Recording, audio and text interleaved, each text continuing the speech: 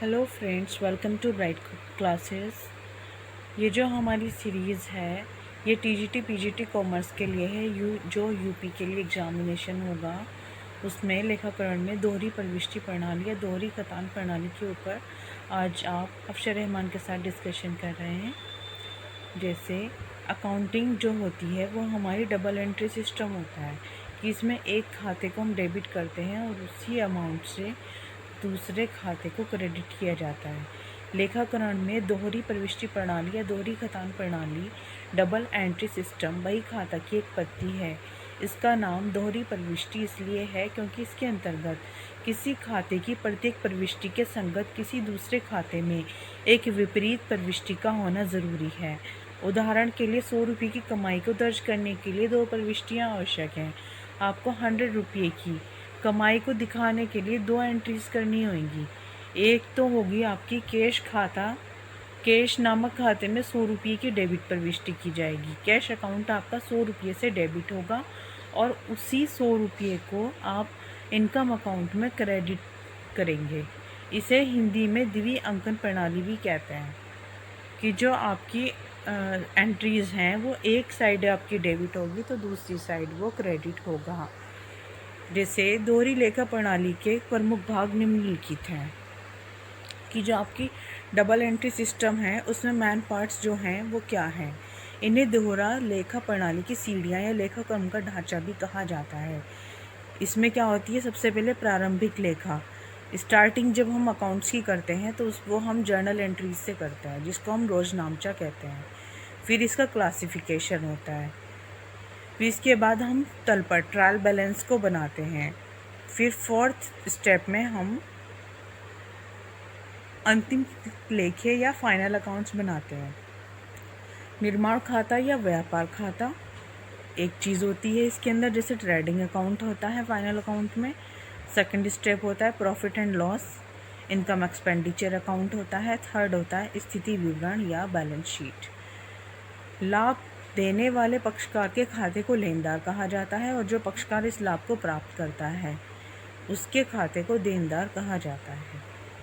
मतलब जिसको प्रॉफिट मिल रहा है, जिसको लाभ मिल रहा है वो तो लेनदार होता है, लेने वाला। और जो पक्षकार को प्राप्त करता है मतलब जो इसको देता है उस खाते को देनदार कहा जाता है, जो देता है। सामान्य रूप से खाते द्वारा प्राप्त लाभ की कीमत को खाते में वाम स्तंभ में लिखा जाता है और ये कहा जाता है कि खाते की उतनी कीमत से डेबिट किया गया। दूसरी ओर खाते द्वारा दिए गए लाभ की कीमत को खाते के दक्षिण स्तंभ में लिखा जाता है कि आपको जो आपकी डेबिट साइड है वो डेबिट में लिखा जाएगा, जो क्रेडिट साइड है वो क्रेडिट में लिखा जाएगा। आपके क्या होता है कि जब आप एंट्रीज़ करते हैं जर्नल एंट्रीज़ तो उसमें सबसे पहले आपको डेट का एक कॉलम बनाना होता है। फिर पर्टिकुलर्स होते हैं जिसके अंदर आप डिटेल लिखते हैं कि किस खाते को आप डेबिट कर रहे हैं। फिर टू लिखकर दूसरा खाता लिखते हैं जिसे आप क्रेडिट कर रहे हैं। डेबिट वाला डेबिट साइड लिखा जाता है, क्रेडिट वाला क्रेडिट साइड लिखा जाता है। और ये कहा जाता है कि खाते की उतनी कीमत से क्रेडिट किया गया। इन्हें क्रमशः डेबिट और क्रेडिट प्रविष्टियाँ कहते हैं। फिर थर्ड है हमारा द्विअंकन प्रणाली के नियम।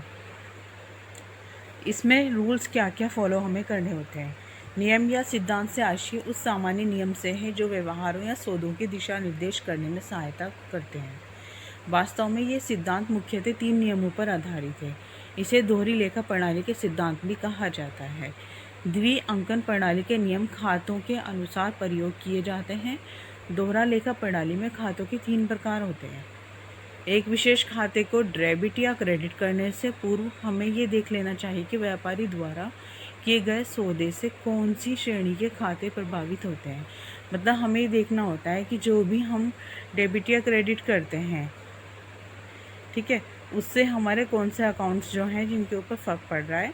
ये जान लेने के पश्चात निम्नलिखित नियमों का पालन किया जाएगा। फिर हमें क्या करना है, जैसे हमारा खाता है, अगर पर्सनल अकाउंट है, व्यक्तिगत खाते के मामले में हम लाभ प्राप्त करने वाले व्यक्ति या संस्थान का खाता उसके द्वारा प्राप्त लाभ से डेबिट करते हैं तथा लाभ देने वाले व्यक्ति या संस्थान का खाता प्रदत्त लाभ से क्रेडिट करते हैं। मतलब जिसको लाभ प्राप्त हो रहा है उसका तो अकाउंट हम डेबिट करते हैं और जो उस चीज़ को दे रहा है उसको हम क्रेडिट करते हैं। संक्षेप में कह सकते हैं, लाभ पाने वाले को डेबिट करो, debit the receiver and credit the giver.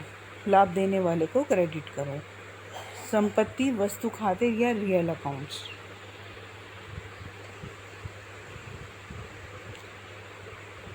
वस्तुगत खाते या रियल अकाउंट। संपत्ति खाते प्राप्ति से डेबिट और जाने वाले से क्रेडिट किए जाते हैं। जो संपत्ति खाते होते हैं वो रिसीव जो हो रहा है उसको तो डेबिट करेंगे और जाने वाली चीज़ों को हम क्रेडिट करेंगे। व्यापार में जो आए उसे डेबिट करो, डेबिट व्हाट कम्स इन। व्यापार से जो जाए उसे क्रेडिट करो, क्रेडिट व्हाट गोज़ आउट। नाम मात्र के खाते या नॉमिनल अकाउंट्स। प्रत्येक व्यय अथवा हानि की राशि को डेबिट किया जाता है और प्रत्येक आय अथवा लाभ की राशि को क्रेडिट किया जाता है। मतलब प्रत्येक हानि की जो धनराशि होती है उसे डेबिट किया जाता है और लाभ की जो राशि होती है उसे क्रेडिट किया जाता है। दूसरे शब्दों में, सभी व्ययों और हानियों को डेबिट करो, debit all expenses and losses. सभी आयों और लाभों को क्रेडिट करो, credit all incomes and gains. ये जान लेना आवश्यक है कि ये नियम कभी नहीं बदलते और हर संभव दशा में इसका दृढ़ता से प्रयोग किया जाएगा। ये भी नोट किया जाना चाहिए कि उपर्युक्त प्रपंचों जैसे कि देने वाला और पाने वाला, आने वाला और जाने वाला इत्यादि को मालिक के दृष्टिकोण से न जांचकर संस्थान के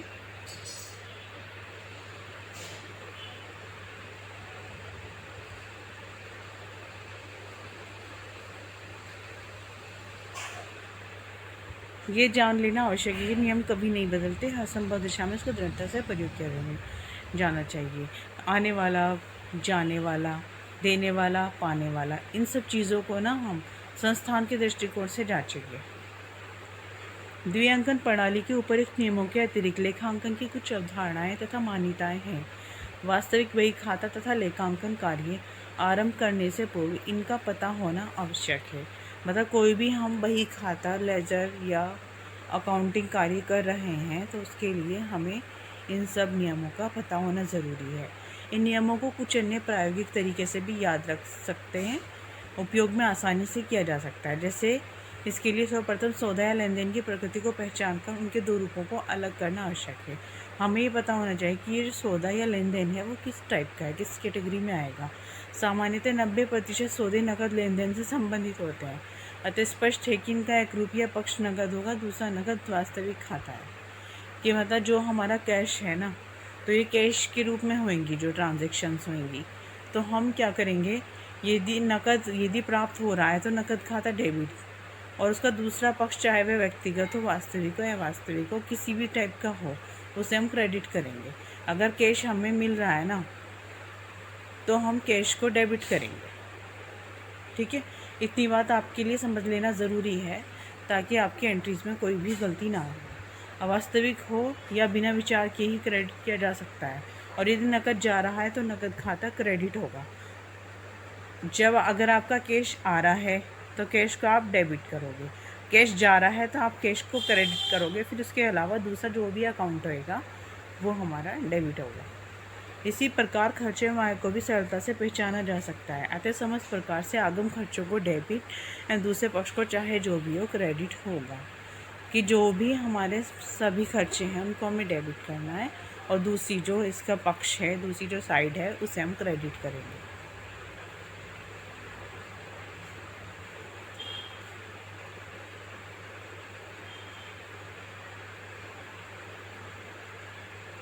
जैसे डेबिट और क्रेडिट के नियमों का वर्णन दिया हुआ है यहाँ पर।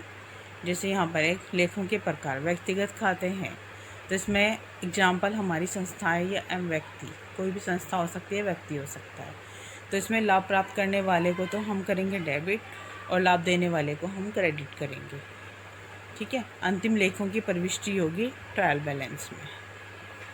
फिर वास्तविक खाते में आ जाते हैं तो वस्तुएं, संपत्तियां, रोकड़ सहित, इसमें ये वस्तुएं भी हो सकती हैं, संपत्तियां हो सकती है, रोकड़ वगैरह हो सकती है। आने पर वस्तु संपत्ति को हम डेबिट करेंगे और जाने पर क्रेडिट करेंगे। क्लियर? ओके, जैसे नाम मात्र खाते नॉमिनल अकाउंट्स होंगे तो उसके अंदर हमें क्या करना है, इसमें सेवाएं भी हो सकती है, सेवाओं से संबंधित जैसे वेतन, मजदूरी, किराया इत्यादि। तो इसके अंदर सेवाओं के लिए भुगतान किया गया तो सेवाओं को हम क्या करेंगे, डेबिट, व्यय या हानि। सेवाओं के लिए प्राप्त हुआ तो इसे हम क्रेडिट करेंगे। आय व्यय खाते के अंदर इनकम एक्सपेंडिचर अकाउंट में हम इनको दिखाएंगे। तो आपको ये देखना है कि जो हमारी एंट्रीज हैं वो डबल साइडेड हो रही है। एक पक्ष जो एक साइड है उसे डेबिट किया जाता है, दूसरी साइड को क्रेडिट किया जाता है। आई होप आपको ये वीडियो अच्छी लगी होगी और thank you for watching my video and please like, share and subscribe और अपनी राय कमेंट सेक्शन में ज़रूर दें। Okay, bye.